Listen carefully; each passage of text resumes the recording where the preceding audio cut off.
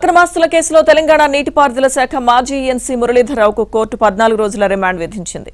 మురళీధరరావుకు చెందిన నివాసాల్లో తనిఖీలు చేపట్టిన ఏసీబీ అధికారులు భారీగా ఆస్తులు గుర్తించారు. మురళీధరరావు ఆస్తుల మార్కెట్ విలువ 500 కోట్ల రూపాయలను దాటిపోవచ్చని అవినీతి నిరోధక శాఖ అధికారులు అంచనా వేస్తున్నారు.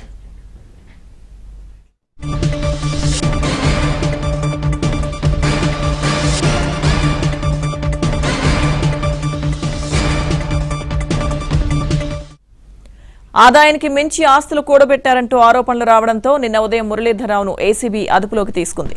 జూబ్లీహిల్స్, మోకిలా, కరీంనగర్, జహీరాబాద్, వరంగల్, కోదాడ సహా మొత్తం 11 ప్రాంతాల్లో మురళీధరరావు, ఆయన బంధువులు, సన్నిహితుల ఇళ్లలో సోదాలు నిర్వహించింది.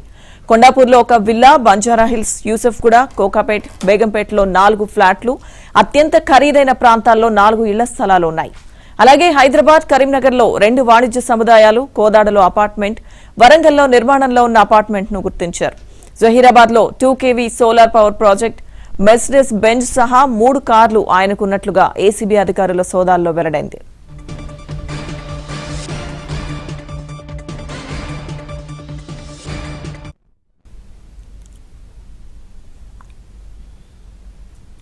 సోదాలు ఇంకా కొనసాగుతున్నాయని, బంగారం, బ్యాంకు ఖాతాలు, ఫిక్స్డ్ డిపాజిట్లు వివరాలను త్వరలో వెల్లడిస్తామని ఏసీబీ అధికారులు తెలిపారు.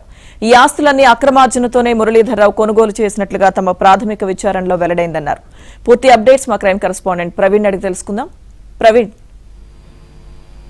నీటిపారుదల శాఖ మాజీ ఈఎన్సీని మురళీధరరావును అరెస్ట్ చేసి జ్యుడిషియల్ రిమాండ్ కూడా తరలించడం జరిగింది. న్యాయస్థానం ముందు తెల్లవారుజామున ప్రవేశపెట్టడంతో 14 రోజుల పాటు రిమాండ్ విధించింది. ప్రస్తుతం అయితే మురళీధరరావును రిమాండ్ కు తరలించారు. దాదాపు 12 ప్రాంతాల్లో సోదాలు చేసినటువంటి ఏసీబీ దాదాపు 150 కోట్లకు పైగానే అక్రమాస్తులు కూడబెట్టినట్లు ఇప్పటి వరకు ప్రాథమిక విచారణలో వెల్లడైనటువంటి పరిస్థితి కనపడుతుంది. ముఖ్యంగా బంజారాహిల్స్ కావచ్చు, కొండాపూర్, బేగంపేట్, కోకాపేట్ లో ఫ్లాట్లు ఉన్నట్లు కూడా గుర్తించడం జరిగింది. మరోవైపు హైదరాబాద్ తో పాటు కరీంనగర్ లో కూడా కమర్షియల్ బిల్డింగ్స్ కూడా ఉన్నాయి.